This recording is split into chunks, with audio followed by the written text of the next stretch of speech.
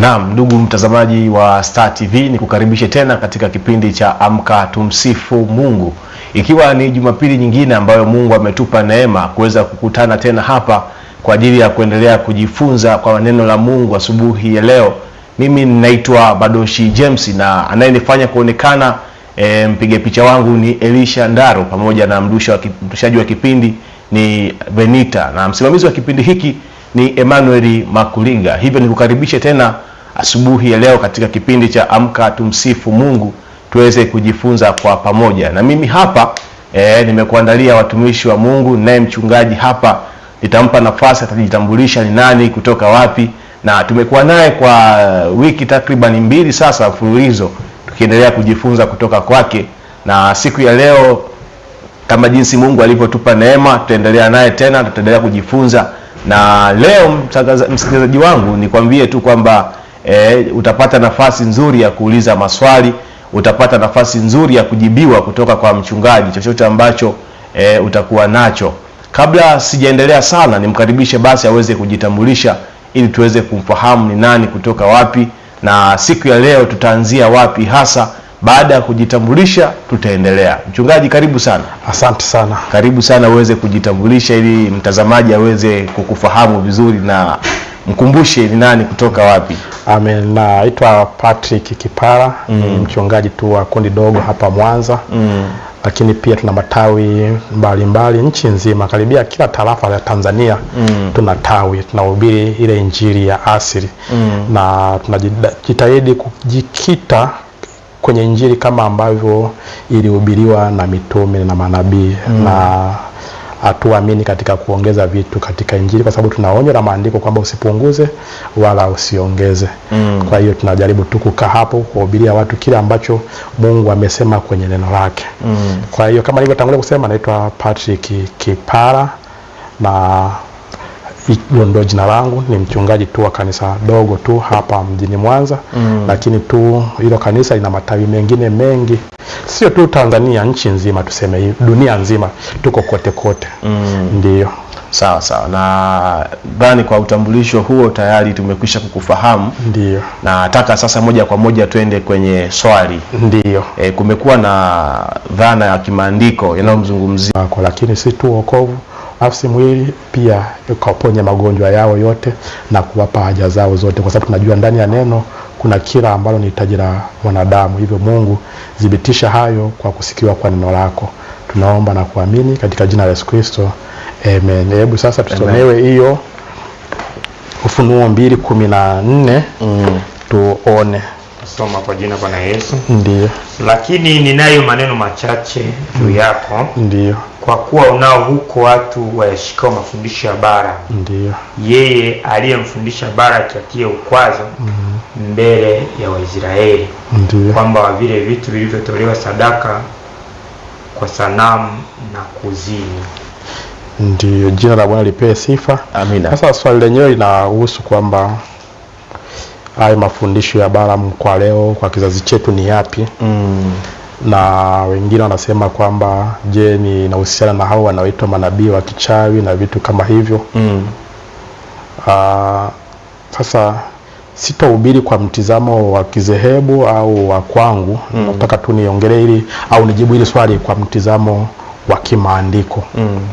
Ukweli ni kwamba wengi wanafikiri Balaamu alikuwa ni mchawi, kwa sababu kuna andiko kwenye kitabu cha Hesabu ambalo linasema Balaamu alipokea ujira wa kichawi. Kwa hiyo wanafikiri Balaamu alikuwa ni mshirikina fulani. La, Balaamu hakuwa mshirikina. Ila tu alichokifanya kinatafasirika kama ushirikina. Na sasa alichokifanya Balaamu ndicho kitu ambacho tunapaswa tujiandae, tujikinge nacho.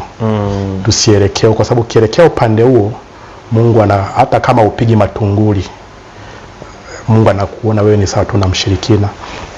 Kwa hiyo Balaamu alikuwa ni mtumishi wa Mungu, alikuwa ni nabii wa Mungu kabisa. Kwa sababu mpaka leo sehemu ya unabii aliyotoa Balaamu unaishi na Mungu anautambua, na ni maandiko, sehemu ya maandiko. Kwa sababu ni Balaamu, kutokea kwenye unabii wa Balaamu ndipo wale mamajusi wa mashariki walifuata huo unabii mpaka wakampata Yesu. kwa sababu ni Balaam ndiye aliyetabiri akasema nyota itasimama kwa Yakobo. Na iona sio sasa lakini ipo. Kwa hiyo wale mamajusi walifuata huo unabii na wakaifuata ile nyota mpaka wakampata Yesu. Hiyo inaonyesha kwamba Mungu aliheshimu unabii wake. Lakini ambacho Mungu anagomba na Balaam, anagombea kinachoitwa mafundisho. Mafundisho ya Balaam. Balaam akiwa anamjua Mungu, tunaona maandiko, Balaam alikuwa anaweza kukaa na Mungu akaongea naye na wakajibizana. Kwa maneno mengine ni kwamba Balaam alikuwa kwenye kiwango alichokuwepo Musa cha unabii cha unabii. Kwa sababu Musa alikuwa anaongea na Mungu mdomo kwa sikio. Balaam naye alikuwa anaongea na Mungu mdomo kwa sikio. Usinipata mpaka hapo? Nakupata. Shida ya Balaam ilikuwa ni tamaa ya vitu vya ulimwengu huu. Mungu alikuwa amewabariki Israeli na amesema kwenye neno lake kwamba mtu yoyote atakaye wabariki Israeli atabarikiwa. Na mtu yoyote atakaye walaani Israeli atalaaniwa. Na sasa tungesema kwa lugha ya kisasa likaja dili. Mchongo. Ukaja mchongo. Mchongo mezani. Mbele ya Balaam.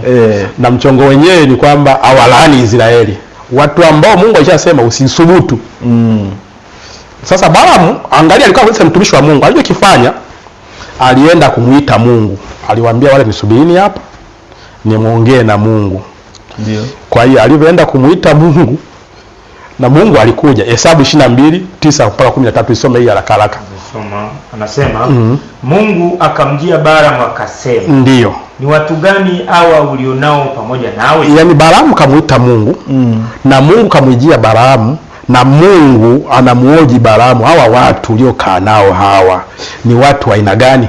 Balaam akamwambia Mungu, ndio, Baraki mwana wa Sipori. Unaona, Balaam anamwambia Mungu, anamwambia Jehova.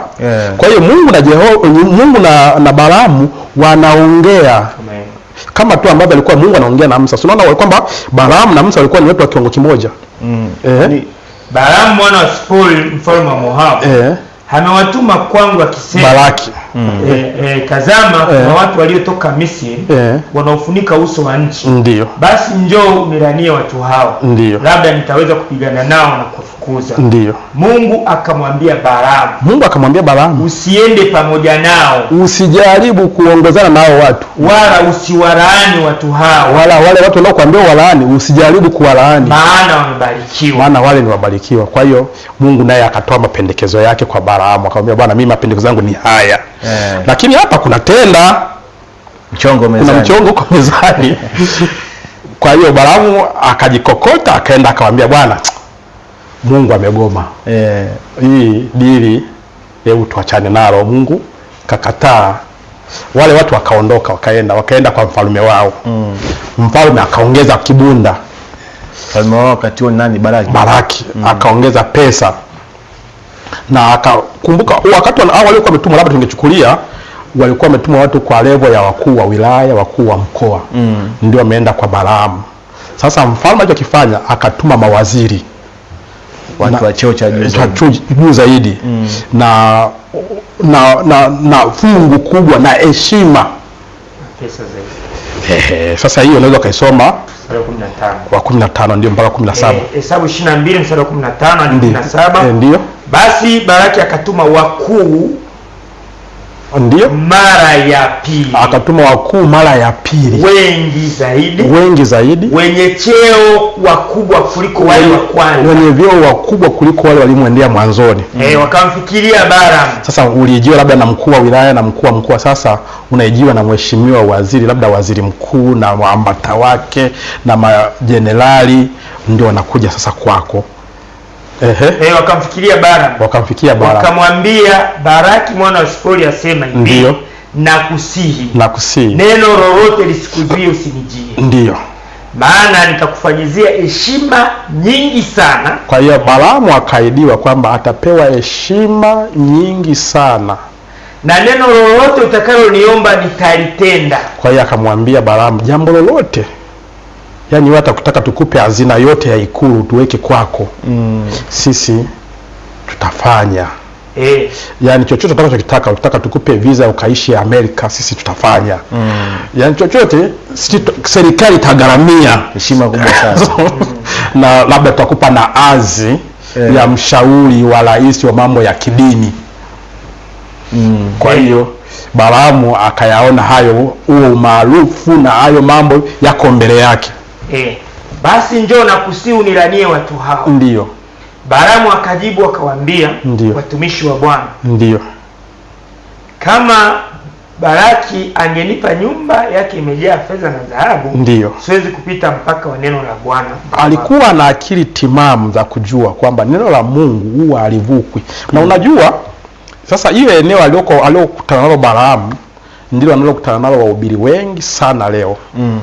Wanajua, wanafahamu kabisa kwamba neno la Mungu ni la kuheshimiwa na halipaswi kupingwa. Lakini kuna kiu fulani ya heshima na umaarufu binawasukuma walazimishe kulivuka neno la Mungu kwa ajili ya kuvipata hivi ambavyo Balaamu alikuwa anavikwepa. Sasa Balaamu hakuvikwepa, alikuwa na vitamani, anakataa, anajua kabisa neno la Mungu limegoma, lakini uko ndani huko kunamwambia wewe jaribu. Kwa hiyo Balaamu akamrudia tena Mungu. Ndio. Mara ya pili. Akamsihi Mungu, akamwambia Mungu, naomba nikawalani wale watu. Sasa sikiliza. Mungu huwa na kanuni.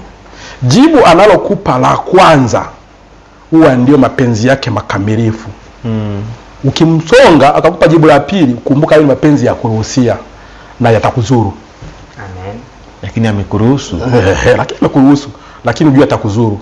Kwa hiyo Balaamu alipomsonga Mungu akamwambia, okay Balaamu, sasa fanya hivi, nenda. Sio nataka kuwalani wale watu? Nenda. Hapa akamwekea kizuizi, akamwambia nitakalo kuambia ndio utakalolifanya. Nenda.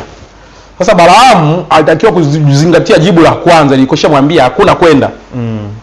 Balaamu lakini sasa alikuwa na shauku ya maarufu na heshima na nini, akaamua kuongozana na wale watu. Tunajua kulingana na maandiko Mungu huko mbele alikusudia kumuua Balaamu.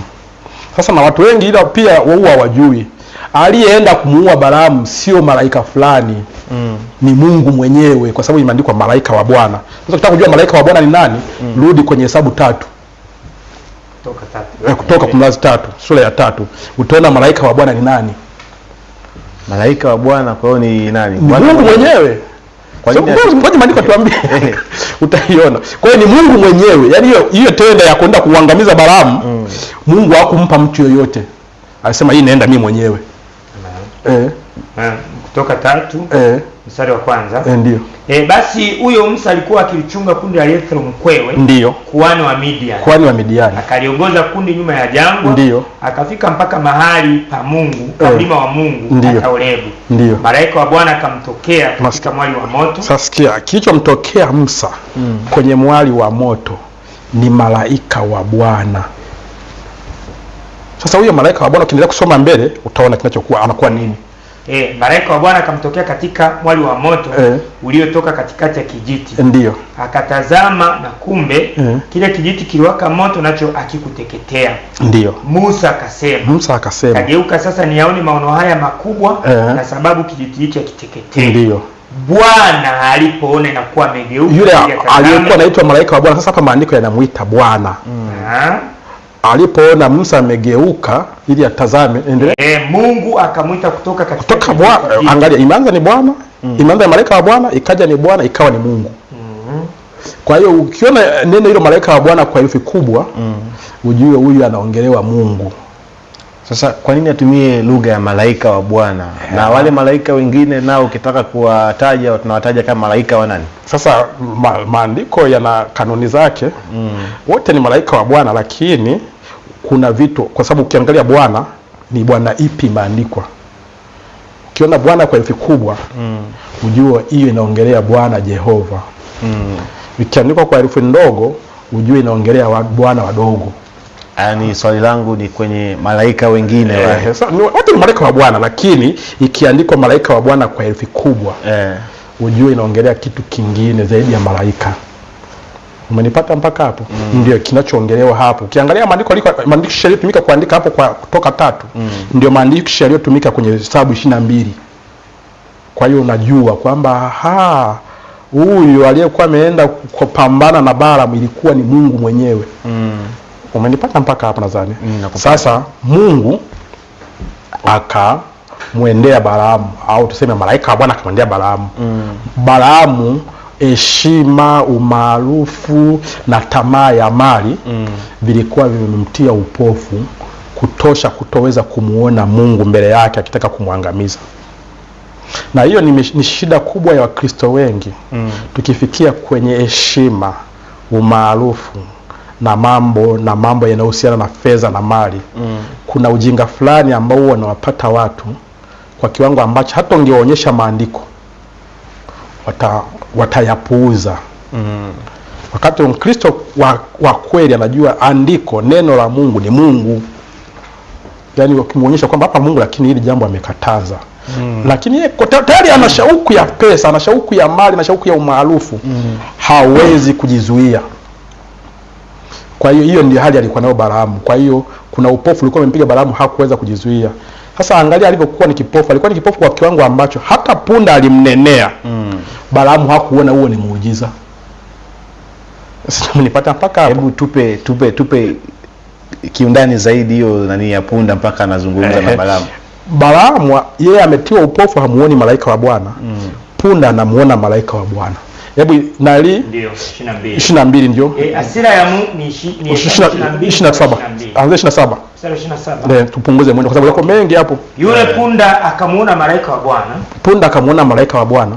Akajilaza chini ya bara. Punda akalala chini, akagoma kwenda. Hapo kuna punda alimuona muda mrefu sana. Ukiendelea kusoma alikuwa anakwepa, punda anakataa kupita hiyo njia na geuka naenda kwingine kama mara 3. Na hiyo ilikuwa ni katikati ya safari kwenda kwa laani. Punda akaamua kulala chini. Mambo alivyo na mambo kwa mgumu sema komisi endi akalala chini. Balaamu akawa na hasira akapiga punda. Hasira yake Balaamu ikawaka. Akampiga punda kwa fimbo yake. Ndio. Bwana akafunua kinywa cha yule punda. Naye punda akamwambia Balaamu, ndio, nimekutenda nini hata ukanipiga mara 3 hizi? Sasa punda mnyama anaongea na mwanadamu, alafu mwanadamu astuki kwamba hiki kitu kimetokeaje. Punda amewezaje kuongea? Hastuki, yani haoni huo ni muujiza. Kwa nini? Tamaa za mali, tamaa za umaarufu vilikuwa vimemfanya Balaamu hawe mwenda wazimu kwa kiwango hicho. Na sasa ndipo tu watu pia walipo. Ukijaribu kuwaenenea mambo ambayo ni ya kweli, lakini wakayaangalia na wakaona yanaharibu masurufu yao, yanaharibu mafanikio yao ya kimwili, huwa kuna ukichaa unawaingia. Yani wanakuona wewe ni adui, wewe ni mtu mbaya, na hiyo ndio ilisababisha unajua manabii wote wakauawa. Manabii wote kwa kipindi kipi? Yani manabii wote ambao walikuwa wametumwa na Mungu walikuwa wanauawa. Kwa sababu ya na walikuwa ujue walikuwa wauliwi na majambazi. Walikuwa wanauliwa na watu wa kidini. Kwa nini? Kwa sababu hawa manabii walikuwa wanawazuia hawa watu maarufu kwenda kinyume na neno la Mungu. Na hawa watu maarufu walikuwa wanaona wanapokuwa kinyume na neno la Mungu ndio wanakuwa maarufu zaidi, ndio wanapata mafanikio zaidi. Na hawa sasa wanaingia kwenye njia ya kuzuia mafanikio yao. Kwa hiyo ilikuwa inaleta chuki kwao. Haijaisha, ni mpaka leo. Ukiwaambia watu ukweli kuhusu Mungu, watu wanachukia. Hawataki kuambiwa ukweli. Kwa nini hawataki kuambiwa ukweli? Kwa sababu ukweli unaathiri maslahi yao ya kimwili. Tuko pamoja mpaka hapo? Tuko pamoja. Kwa hiyo tukiongelea Balaamu sasa. Shida au roho ya Balaamu iko hapo kwenye umaarufu na fedha. Unapotaka umaarufu na fedha na majina makubwa, inakufanya ukinzani na neno la Mungu. Na ukishakinzana na neno la Mungu, wewe na Mungu ni maadui. Kwa sababu Mungu tu ndiye anataka awe juu na si mtu mwingine yoyote. Sisi wote tumwanamia yeye. Sasa Balaamu anataka kuwa juu zaidi ya neno la Mungu. Sasa hapo ndio tunaanza kuona shida ya Balaamu. Sasa kabla hatujaendelea, nizungumze na mtazamaji wangu kidogo. Ndio. Mtazamaji, ninaamini sasa kuna kitu ambacho umeanza kukielewa kutoka kwa mchungaji Patrick Kipara.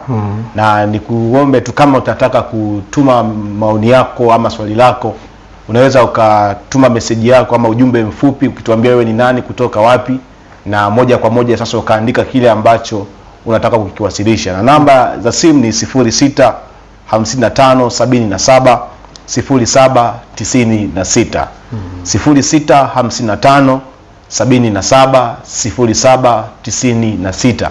Unaweza ukaandika jumbe wako mfupi kupitia namba hiyo, na mimi hapa nitaisoma, na kama utakuwa na swali nitamuuliza mchungaji na mchungaji atalijibu. Sasa mchungaji, tuendelee. Sawa. Basi kwa hiyo hilo ndio lilikuwa jambo la. Kwa sababu Balaamu alipoenda kuwalaani, Mungu akawa amemzuia, utakumbuka. Sasa niongezee kitu kimoja. Njia ya kwenda Jehanamu ni njia ngumu sana na vikwazo vingi sana. Mungu ameweka vikwazo vingi sana mtu asipotee. Lakini wanadamu huwa wanaviruka hivyo vikwazo. Yaani ni kazi ngumu sana kwenda Jehanamu kuliko kwenda mbinguni. Kwenda mbinguni ni rahisi sana kuliko kwenda Jehanamu. Jehanamu ni kazi ngumu. Angalia Balaamu. Kwanza Mungu alimzuia kwa kuongea naye. Balaamu akasikia Mungu amekataa. Lakini akapenda mambo ya ulimwengu, akavuka kiwango cha Mungu kukataa, akajaribu kumshawishi Mungu akubaliane na mpango wake.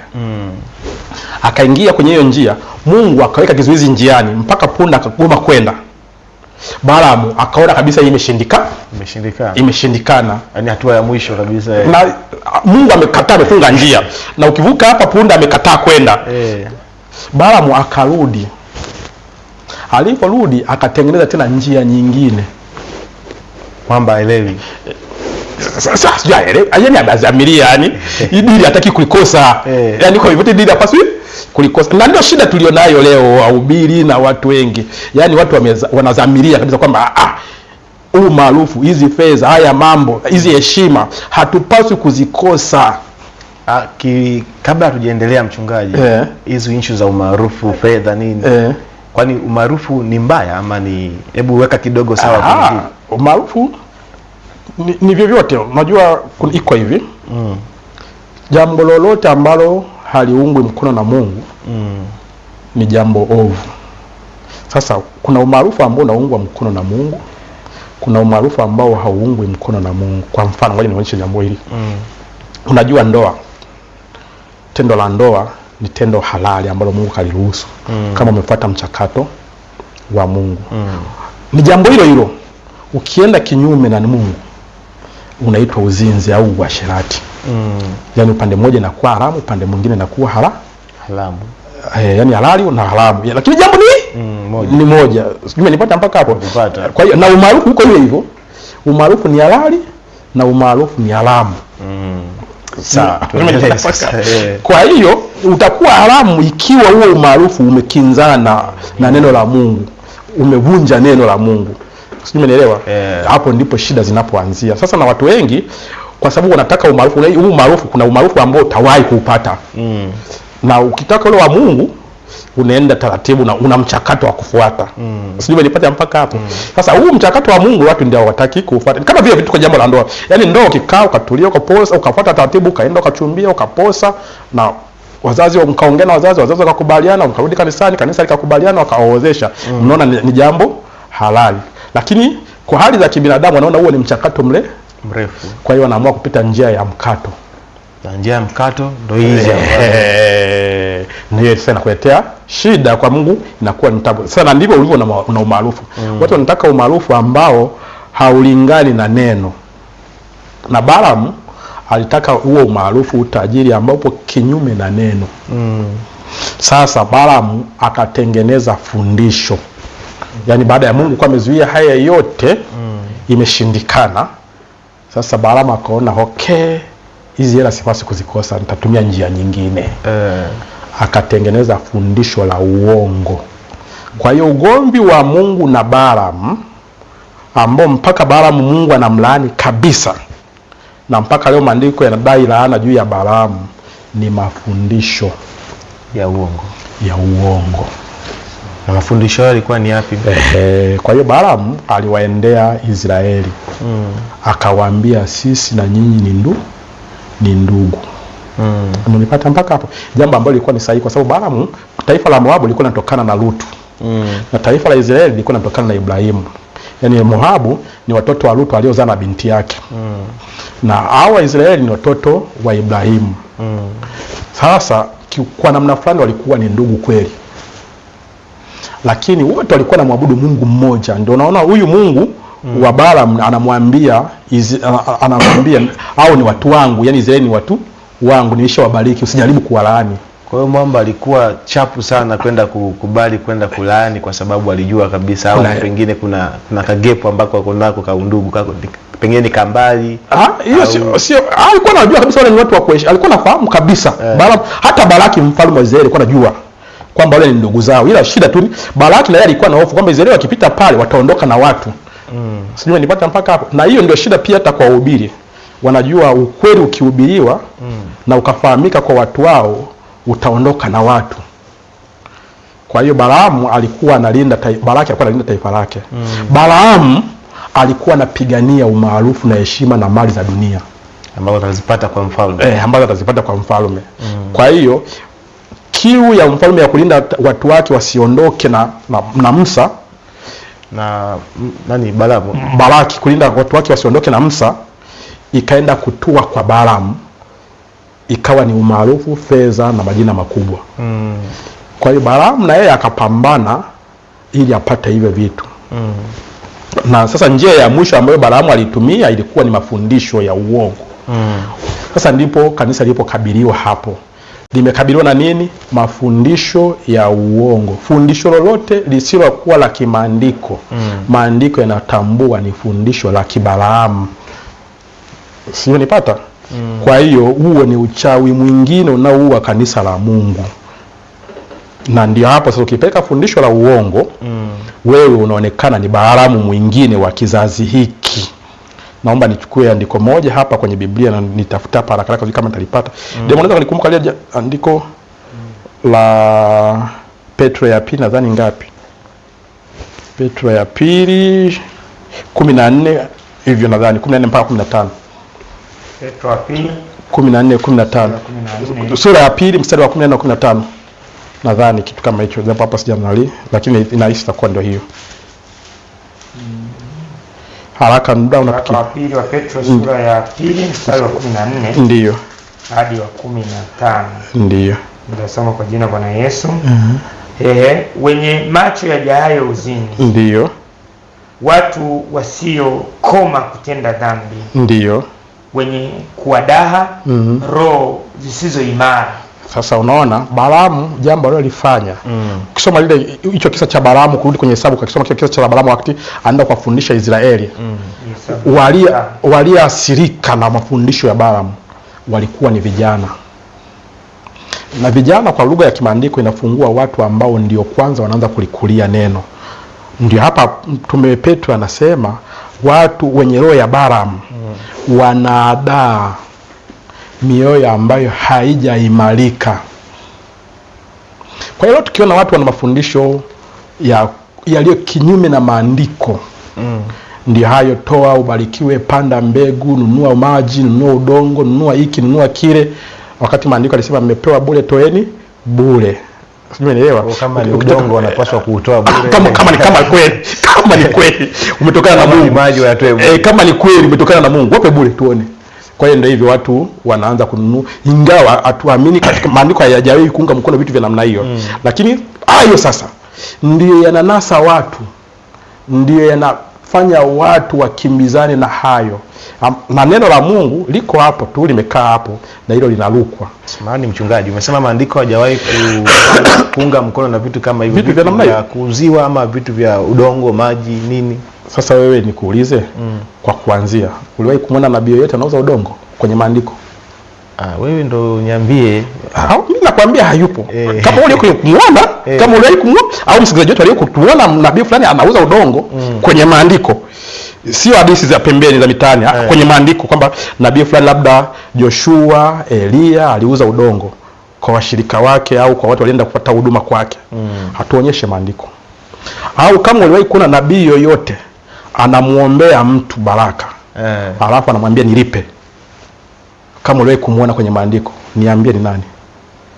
Kama yupo niambie mimi ni nani, nitatubu, nitasema niliwahi kudanganya watu kwamba Mungu aungi mkono hivyo vitu, sasa kumbe imeandikwa hapa, mimi nitarudi hapo nitubu. Ila ikikosekana na ni msikilizaji wangu na yoyote, tuungane kurudi kwenye neno, tutoke huko, tuachane nayo, sio mambo ya Mungu.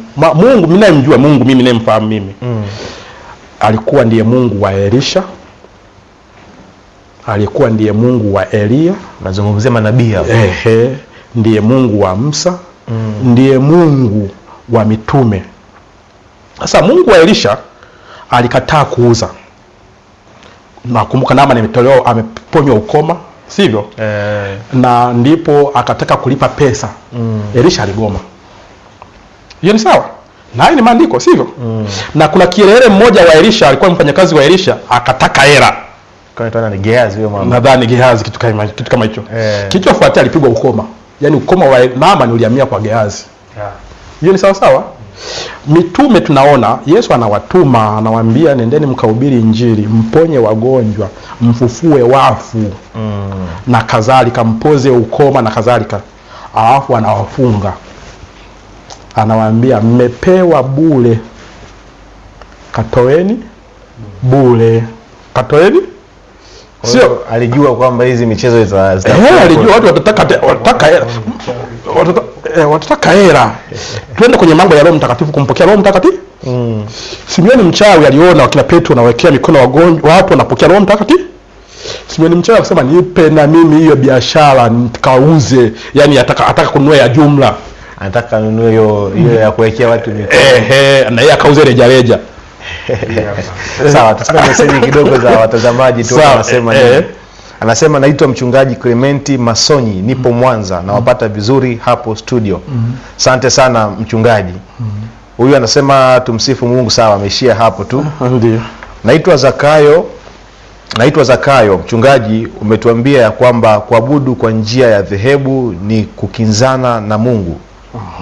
Tuabudu kwa njia gani bila kupitia makanisa? Ulisema kitu kama hiki. Baada kuna tema alinichukulia kwenye mafundisho mengine, sio leo, lakini haina shida. Unadhani msikilizaji mmoja kati, basi tumuhifadhi kidogo tu. Tunaweza kumweka pembeni. Sawa. Lakini kabla hujamweka pembeni, mwambie kuna tofauti kati ya kanisa na dhehebu. Hajui hivi ni vitu vili tofauti. Dhehebu ni kitu kingine. Dhehebu ni kitu ambacho wametengeneza wanadamu, na kanisa ni la Mungu. Sasa hivi ni vitu viwili tofauti, lakini naamini ile swali tutarudia, tutaipa wakati kulijibu vizuri. Tuendelee. Sawa, huyu naitwa Sospita Maximilian kutoka Mwanza Kisesa. Mimi nafurahia mafundisho yenu, Mungu aendelee kuwabariki kila siku. Amen. Amina. Asante sana Sospita. Huyu anasema Bwana Yesu asifiwe. Naitwa Holness Pinedi Mbwambo kutoka Mwanza.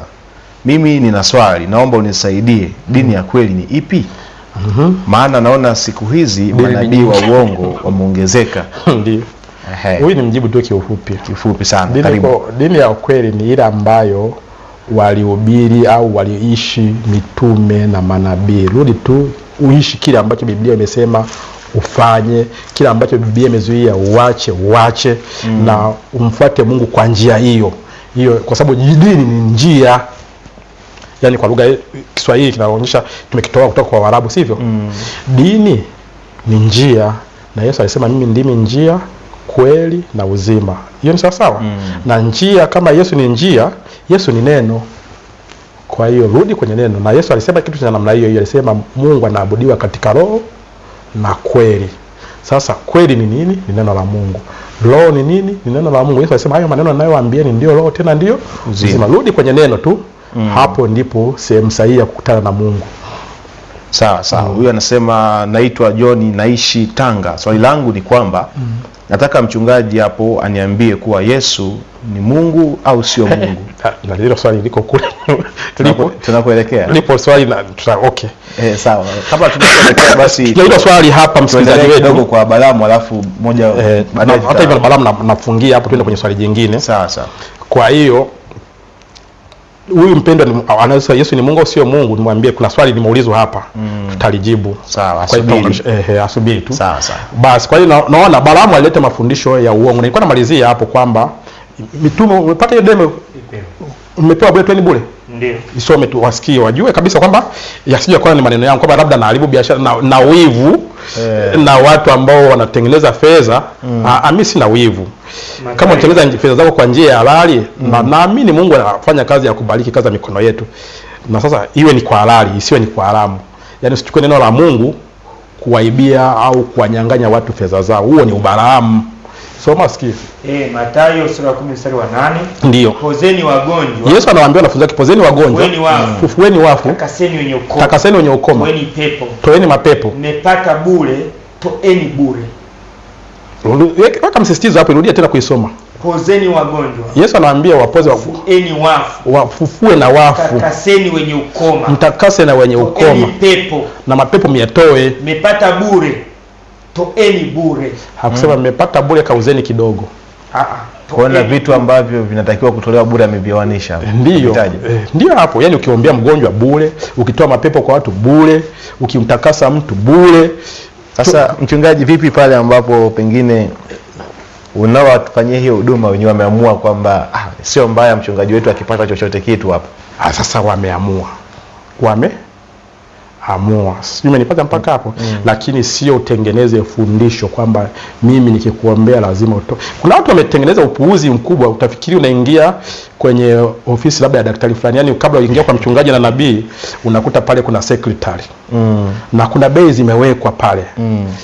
Akwambia kuombea kufunguliwa kwako bei kadhaa. Kuombea familia yako bei kadhaa. Kupata ushauri kutoka kwa mtume na nabii bei kadhaa. Kwa mpaka sasa kuna ile ya kumuona daktari huko ya kumuona mchungaji. Yaani kama vile unapenda kutaniambia hapa bwana, x-ray gharama hii hapo, ultrasound gharama ile pale, kupata ushauri kutoka daktari gharama hii hapo, na dawa gharama. Hayo mambo ndio umechukua. Turudi kwa Balamu, tuachane na haya mambo bwana. Turudi kwa Balamu. Balamu ndio huyo sasa, naye alitengeneza dili, akatengeneza fundisho, akamwambia bwana, sisi ni ndugu. Njooni huko. Alipofika kule akawachukua wanawake. Ndio. Mambo yanaendelea makanisani leo. Ndio. Umeelewa? Akawavalisha vinguo vifupi. Ndio. Vijana wakaingia kanisani wa Kiyahudi, wakawaona mabinti wa Kimoabu, wakawatamani. Ndio.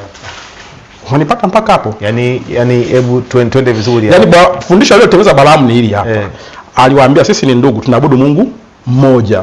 Sio, umeelewa? Yaani kitu kama vile umoja wa makanisa hivi kama sisi wote ni wamoja, hamna shida, ndio tuabudu pamoja.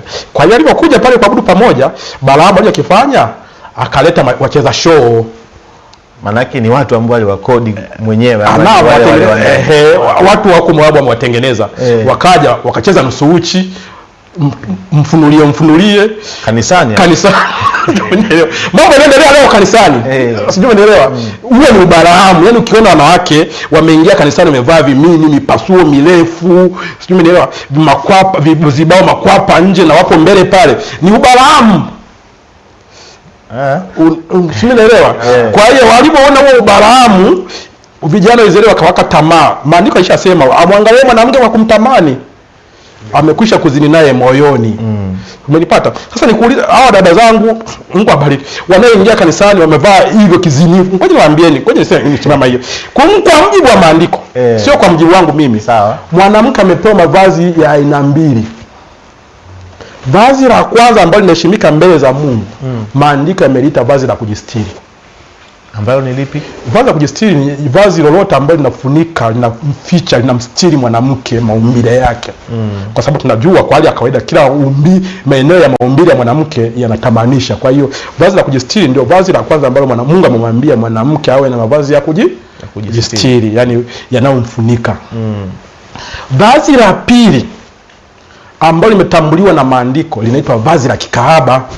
Kwa hiyo kama hauna vazi la kujistiri kwa mjibu wa maandiko, utakuwa na vazi namba 2 linaitwa vazi la kikahaba. Kwa hiyo lazima udondokee kwenye kundi moja. Lazima uwe kwenye upande mmoja. Hauna katikati. Hakuna katikati. Au kwenye ukahaba au kwenye kujistiri. Sawa.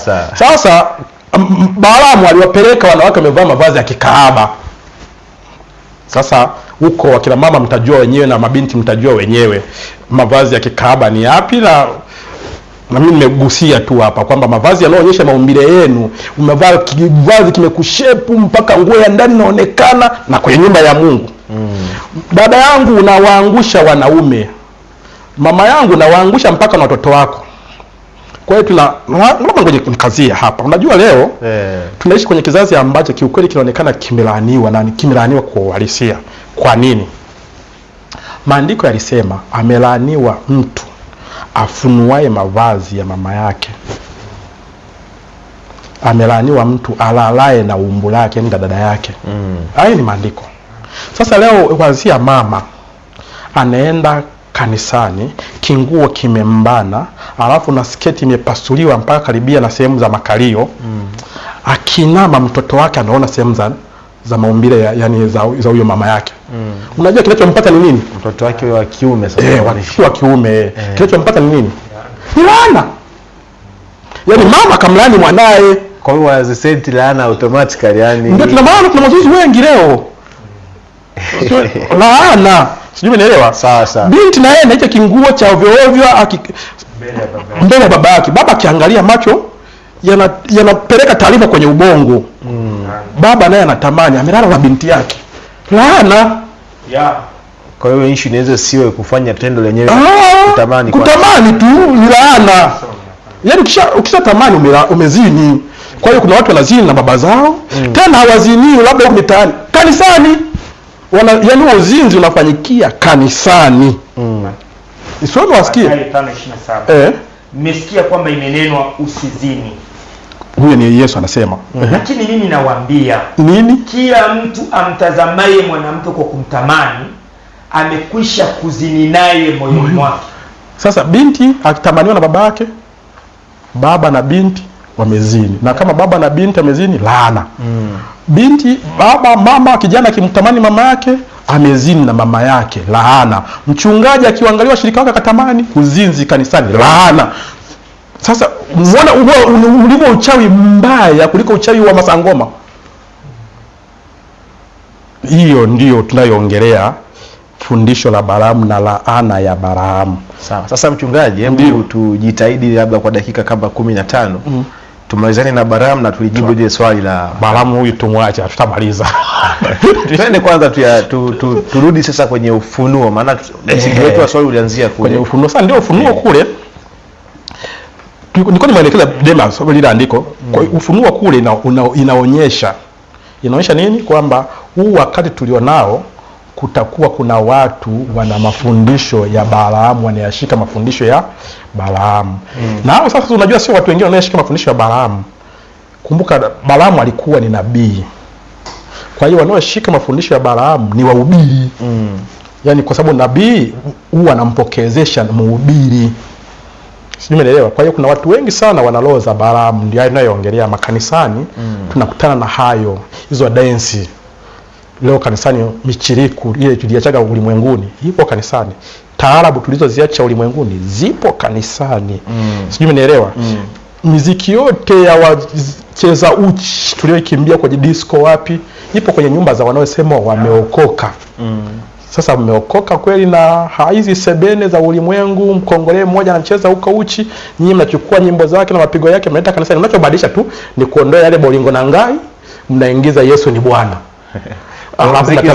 Muziki sahihi ni upi hapo? Wakristo tunajua tuna muziki wetu jamani. Sisi tuna nyimbo zetu za kwaya. Kuna muziki sina majina, sina mapigo. Yale mapigo ya kitu Wakristo tunayajua. Yaani kuna muziki ukipigwa hata kama uendaje kanisani. Hata kama ukanyaje kanisani ukisikiliza unasema hao wanamsifu Mungu. Hao wanamwabudu Mungu. Lakini leo kuna ukipita kwenye kanisa unaanza kujiuliza kanisani hapo. Hivi mle wamemwalika Fally Ipupa au Koffi Olomide? Amekuja kufanya show kwenye hilo jengo. Mimi pale mpaka hapo. Yaani ukisikia huyu ni mdogo wake na Bob Marley. Hapo hiyo lege hiyo. Huyo ni mdogo wake na Bob. Anaanza kala kidume. Au anaanza kala kidume huyo. Wamemwalika amekuja kufanya show. Sasa ni vitu gani hivi? Kashfa na upuuzi mbele ya nyumba ya Mungu. Huo ndio Balaamu wenyewe. Umenipata mpaka hapo? Sasa mimi naomba tumwache Balaamu. Hiyo itakuwa na siku nyingine. Maana yake hapa hatutaenda. Kuna maswali mawili huko mbele. Hebu tuyajibu na yeye. Kuna hili swali niliuliza kipindi cha nyuma kwamba ulifundisha kuwa Yesu Kristo ndiye Jehova. Ndio. Ukutupa uthibitisho wa maandiko na mtumishi wa Mungu hapa ameona naye auliza swali hilo. Ni kweli Yesu Kristo ni Jehova au sio Mungu? Hebu kulijibu na hili sasa. Hata kwenye kulijibu hilo kwa huyu ambaye anasema sikutoa udhibitisho wa maandiko, sawa, nadhani yeye alinichukua hivyo kama sikutoa udhibitisho wa maandiko, lakini ningesema ningelijibu tu kwa mfumo wa kimdahalo na kimashindano. Sawa. Ningejibu tu kwa ufupi namna hii. Karibu. Neno Yesu maana yake ni Jehova Mwokozi. Yaani hilo jina Yesu, maana hilo jina tu ni Jehova Mwokozi. Ningemalizia tu hapo, nisema nimemaliza. Sijui nielewa. Kwa hiyo ingenitoa kwenye mashindano. Mwokozi kwa namna gani ndio nakuja sasa. Ngoja nionyeshe. Lakini ukweli Yesu Kristo wa Agano Jipya ndiye Jehova wa Agano la Kale. Yesu Kristo wa Agano Jipya ndiye Jehova wa Agano la Kale. Na ukikosa hicho, usipopata ufunuo huo, unaabudu bure. Yaani unaabudu usichokijua. Na sasa nataka nidhibitishe hayo kwa maandiko. Najua muda hautatosha, lakini naomba nitajaribu tu kujibu kwa ufupi. Mungu abariki. Karibu. Ukichukua hilo neno Jehova, limepewa majina zaidi ya 42. Yaani Jehova Nisi, Jehova Manase, Jehova Elohim, Adonai na kadhalika. Ukichukua hayo yote, watu wa mambo ya kidini walichambua majina 7 kutoka kwenye hayo 42. Sasa mimi nitachukua hayo 7, alafu nitarudi na kwenye mengine yaliyobakia. Mtaona majina yote, sifa zote zilizo kwenye Jehova ni Yesu. Kwa hiyo kwenye ile 7, sifa ya kwanza ni Jehova Rafa, ambaye maana yake nini? Maana yake ni Mungu mponyaji. Mungu ndiye mponyaji wetu. Sawa. Au Bwana ndiye mponyaji wetu. Ya pili ni Jehova Shalom. Kwenye ile majina 7 ambayo amesema majina 7 ya ukombozi. Ya pili ni Jehova Shalom, ambayo maana yake Bwana ni amani yetu au Bwana ni amani yangu. Ya tatu ni Jehova Nisi, ambayo Bwana ni bendera yangu. Ya 4 ni Jehova Jire, ambayo maana yake ni Bwana atajipatia dhabihu. Ya 5 ni Jehova Shekenu, ambayo Bwana ni haki yetu. Ya 6 ni Jehova Lai au Jehova La, unaweza kaita hivyo, ambaye ni maana yake ni mfalme. Bwana ni mchungaji wangu. Mungu abariki. Kwa hiyo ukichukua hizo zote ukaziunganisha hapo, mwisho ukazikusanya pamoja, zitakwambia jambo moja tu: Bwana Yesu Kristo. Hiyo Bwana Yesu Kristo umeipataje kwenye hiyo formula ya majina 7? Nakuja. Sasa na ndio maana nitamani ile swali niruke niwe na kipindi kizima cha peke yake, lakini ngoja nigusie kwa sababu tusije kaonekana kwamba hatujamtendea, lakini nawaahidi kwa neema ya Mungu nikipata fursa nyingine ya kualikwa hapa Star TV nitakuja na ile somo lote nilihubiri lote, kwa sababu nimeshawaahidi masomo mawili. Niliwaahidi la Paulo ni nani, nikaliachia njiani. Na sasa nimewaahidi na ile na yenyewe nitaliachia njiani, na nitakuja kuyahubiri hayo yote pamoja. Mungu abariki. Sasa sawa, tuendelee. Kwa hiyo tuanze na Jehova Rafa. Jehova Rafa wameitolea kwenye Zaburi ya 103 ambayo inasema, mimi ni Bwana akusamehe maovu yako yote na kukuponya magonjwa yako yote. Tuko pamoja? Sasa kwenye Agano Jipya Yesu alipoanza kuhubiri, kuna mchezo ambao shetani aliucheza. Ilifikia mara baada ya Wayahudi kuwa wamevutana sana na Yesu, waliamini, walijaribu kukubaliana na watu kwamba Yesu anaweza kuponya magonjwa yote. Sawa. Lakini hawezi kusamehe dhambi. Umenipata mpaka hapo? Wewe kuna muamini kwenye kipengele kimoja, kingine unasahau kwamba anaweza kukifanya. Kwa hiyo Yesu wakati fulani alimponya mtu. Ilikuwa nadhani kwenye mahali kwa ngapi sikumbuki. Alipomponya yule mtu, kabla ya kumponya alianza na ile jambo, akasema umesamehewa dhambi zako zote. Sawa. Watu wakanungunika, wakuu wa dini wakasema, huyu ni nani anaweza kusamehe dhambi? anaweza kusamehe dhambi ni Mungu peke yake. Inaweza kunyonyesha kuponya wala kupata. Sasa unaona kama ingeonekana Yesu anaweza kuponya magonjwa yote na anaweza kusamehe dhambi zote maana yake Yesu alikuwa ni Jehova Rafa. Sawa. Umenipata mpaka hapo? Yaani ingekubalika kwamba Yesu ni Jehova Rafa, kwamba anaweza kuponya magonjwa yote na anaweza kusamehe dhambi zote. Sasa niwaulize, tuachane na Wayahudi.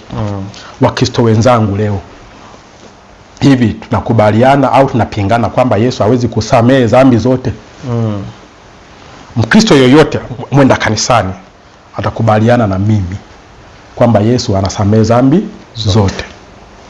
Lakini turudi kwenye kuponya magonjwa yote. Hapo ndipo sasa kwa sababu muda wetu tayari umeshakutupa mkono. Hebu tujitahidi kumalizia kwa dakika chache sana. Sasa cha kufanya kama nifanye hivi ili tuliacha hapo, lakini nichukue maandiko mawili ambayo yanaonyesha kwamba Yesu ni Mungu. Alafu nitakuja nianze na hayo kusonga mbele kama Mungu akitupa fursa ya kuwepo tena mahali hapo. Deme haraka sana. Hebu chukua Tito 2:13 alafu uchukue Ufunuo 1:8 ukimaliza hiyo. Tito 2:13 maandiko nasema, ndio, tukilitazamia tumaini lenye baraka. Tukilitazamia tumaini lenye baraka. Na mafunuo ya utukufu wa Kristo Yesu. Ndio. Mungu mkuu. Yesu Kristo Mungu mkuu na Mwokozi wetu. Kwa hiyo hilo linatuonyesha kama Yesu Kristo ni Mungu mkuu, maana yake Mungu mkuu ni Jehova. Kwa hiyo hilo andiko nasema Yesu ni Jehova. Na aishi hapa inasema yeye ni Mwokozi wetu pia. Na kama yeye ni Mwokozi, yeye ni nani? Yeye ni Jehova Rafa. Sawa. Lakini hebu twende Ufunuo 1:8. Mimi ni Alfa na Omega, mwanzo na mwisho, asema Bwana Mungu. Ndio. Aliyeko, aliyekuwako, atakayekuja, Mwenyezi. Sasa sikizeni. Aliyewahi kuweko, aliyeko, kwa sababu Yesu alisema mkikusanyika 2 3 kwa jina langu nitakuwa pamoja na nyinyi. Ni Yesu. Atakaye kuja ni nani? Yesu. Jibu ni Yesu. Sawa. Na kama huyu Yesu ndiye aliyewahi kuweko, ndiye aliyeko, ndiye atakaye kuja, maana yake anatuambia yeye ni mimi niko. Ambaye niko. Sijui mnielewa? Sawa. Kwa hiyo huyu Yesu, kwa andiko hilo linatuonyesha yeye ni Jehova, lakini haishii hapo. Anafunga kwa kusema Mwenyezi. Sasa tuulizane, tuna wenyezi wangapi? Maana yake ni mmoja. Na amesema Mungu Mwenyezi. Akisema Mungu Mwenyezi, maana yake anasema yeye ni Jehova Mwenyezi. Sawa. Labda sasa, kwa sababu nadhani mchungaji kwa namna fulani kuna mtu aliyeuliza hilo swali amekwisha kuelewa. Ndio. Na mimi ni washukuruni nyote watazamaji wangu ambao umeendelea kuwa nami kuanzia mwanzo tulipoanza mpaka sasa, na bado tunaendelea na kipindi chetu bado kinaendelea. Ndio. Mchungaji, sasa niombe kama kuna neno la mwisho kwa kifupi ambayo natamani kuzungumza na mtazamaji. Ndio. Baada ya hapo utuambie sasa tunakupataje ili kujifunza zaidi kwenye haya mafundisho. Sawa. Kwa haya ambayo tumeongea hapa leo, niseme tu kwamba msisitizo wa kwanza ni wewe Mkristo, hakikisha ahubiriwi mambo yoyote ambayo yanakinzana na neno. Hebu ishi kwa kufuata vile neno linasema, kwa sababu nje ya hapo ukweli umechukua fundisho la Balaamu. Lakini mhubiri mwenzangu, mafundisho yoyote unayoweza kuwapa watu yakiwa kinyume na neno, umechukua mkono wa Balaamu. Na nataka kusisitiza ili kwamba umaarufu wa ulimwengu huu, mambo ya dunia ni vitu vya kupita. Kwa sababu hata ungepewa dunia yote hii, utaimeng'enya kidogo tu kwa miaka isiyozidi 70 kwa mujibu wa maandiko, na ukiopata zaidi 80. Sasa hiyo tu raha ya muda mfupi kiasi hicho inakupotezesha raha ya milele. Na rudi kwa Yesu, alisema itakufaidia nini ukipata dunia yote na ukapoteza nafsi yako? Lakini unapochukua mafundisho ya uongo ambayo sio ya kimaandiko, si tu na waua unaowahubiria, unajiua wewe mwenyewe, kwa sababu mwisho Balaamu alijikuta amenyongwa na mpaka sasa maisha yake yote ni laana. Tuachane na hilo. Kutoka nabii aliyokuwa anaongea na Mungu mpaka mtu aliyelaaniwa. Sawa. Ni madapaka. Sasa mwisho nimalizie kwenye swali la pili ambalo lilikuwa ni kuhusu Yesu kuwa Jehova. Baba, kwa sababu muda tayari umekwisha kutupa mkono, tutoke huko sasa. Moja kwa moja utuambie mtazamaji pengine akitaka kukufahamu zaidi ama kujifunza zaidi hapa atakupataje? Kuna njia moja ya kwanza kubwa ambayo ni rahisi kwa kila mmoja kwa jinsi tulivyo. La kwanza, unaweza kutupigia simu. Kwa sababu tunajua tunahubiria sehemu kubwa ya dunia. Kwa hiyo unaweza kutupigia simu kwa namba 0765 033 Naomba nirudie tena, hiyo ni 0765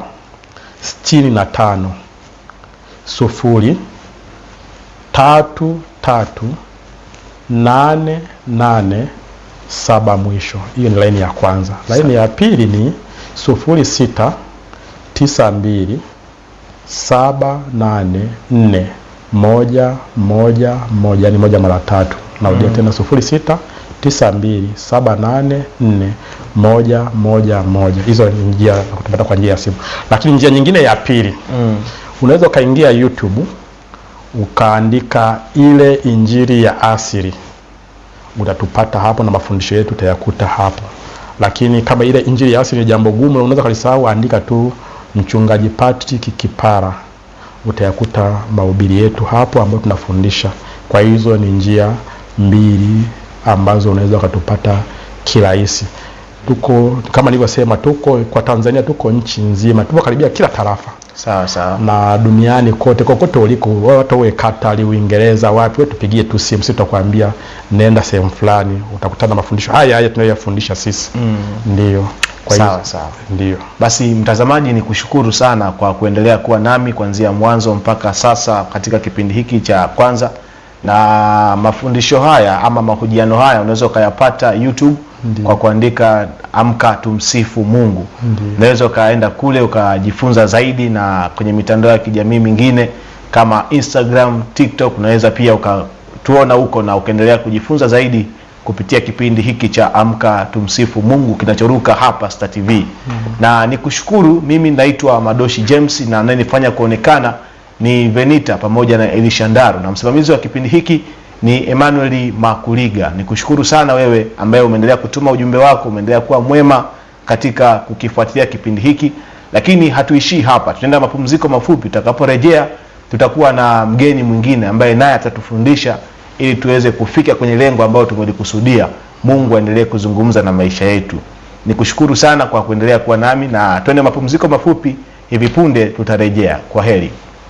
Usikose kutazama kila siku ya Jumapili asubuhi. Njoo pamoja tumshangilie Mungu wetu kwa mema anayotutendea kila siku. Utasikia neno la Mungu na shuhuda nyingi zinazotutia